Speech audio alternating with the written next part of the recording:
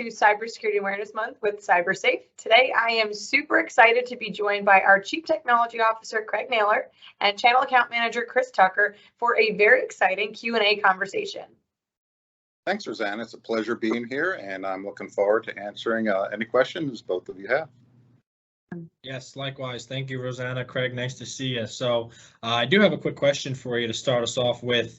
What are some of the new things that you are seeing out there in the wild today? Coincidentally, we're seeing something brand new, at least brand new from the sense that it's being covered by the media. It's been out since at least February that I know of, and that is what's called MFA fatigue, multi-factor authentication fatigue. And this comes from those platforms that use a push notification and the end user has to hit approve.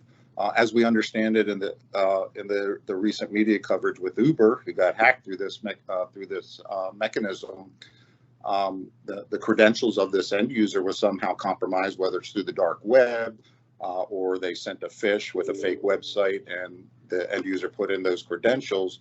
Whatever the way was that they got those credentials, once those credentials are entered into whatever system they're trying to compromise, up pops an approve or disapprove on the end user's phone. And if you're the end user who actually initiated that, you hit approve, of course. What's happening nowadays with some of these MFA platforms that send pushes is the threat actors are just bombarding the end users with requests. And at some point, they just get so annoyed or fatigued, right, that they actually hit approve just to stop it. And in this situation, it looks like they were able to get into a system administrator's laptop with a bunch of passwords on their system and were able to laterally move within the organization.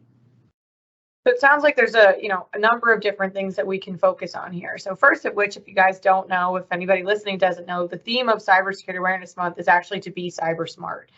So the first thing that I would say is it sounds like general awareness obviously could have been something to have been worked on, whether that user was moving at 1,000,000 miles an hour, just got frustrated, or simply did not have the education to understand that this could be a threat actor. Obviously, targeting them is the first thing. It sounds like the need for detection capability, of course, is reinforced throughout the story you're telling. But I'd say most importantly, when we think about cybersecurity, it sounds like the biggest takeaway is something we've been talking about all month, actually, that there is no silver bullet when it comes to properly protecting an organization, right? There's got to be a middle ground of having those preventative measures, those detection measures. And actually what we've talked about quite a bit is implementing, cyber insurance policies to transfer over any remaining risk. Chris, anything you want to share? Any follow-up questions? Yeah, no, that was great. And just to piggyback off that, it instantly bubbles to the top of my head. Or Craig, for you, what would some of or somebody or an organization do to protect themselves from something like this? Yeah, I mean, the old adage of training your end users certainly applies here, but you can't out-train threat actors, right? Once you put something in place, there's ways that they try to get around it. Social engineering is the primary vector that that we're seeing, where threat actors are able to get into organizations. And hey, people want to help. People get called on the phone. Threat actors ask questions that other folks may ask, especially help desk. Hey, can you reset my password? So it's always going to be out there. But that doesn't mean we don't do it. But there are technical controls that can be put in place. MFA platforms that use push, they've put some new configuration capabilities, new features in place to address just this situation.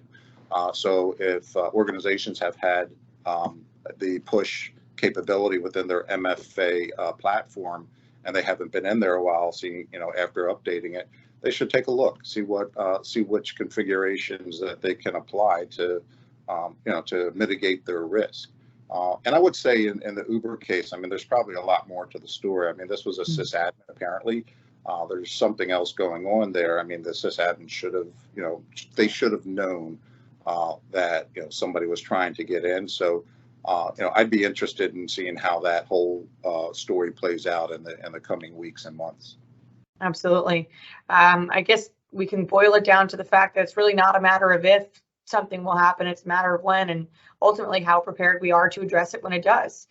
So I thank you guys so much for joining me for just a few minutes of Cybersecurity Awareness Month. I know we could have this conversation, it seems like for hours, but I do appreciate you guys, and everybody else, please stay tuned for the rest of Cybersecurity Awareness Month. Have a good rest of your day. Thank you. Bye. Thank you.